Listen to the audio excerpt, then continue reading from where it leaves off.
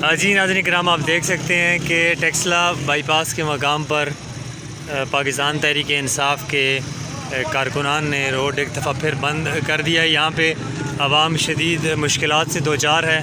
یہ آپ دیکھ سکتے ہیں پاکستان تحریک انصاف کے ورکرز یہاں پر اکٹھے ہیں اور یہاں پر شدید مشکلات کا شکار ہے عوام۔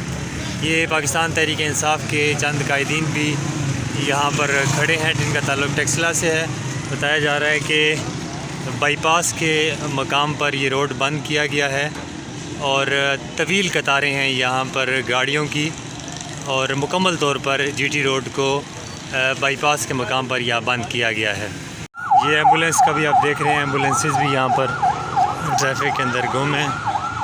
جی یہ ٹیکسلا بائی پاس کا مقام ہے جہاں پر دونوں اطراف کی جو ٹریفک ہے اسے بند کر دیا گیا ہے اور گاڑیوں کی طویل قطاریں یہاں پر لگ چکی ہیں۔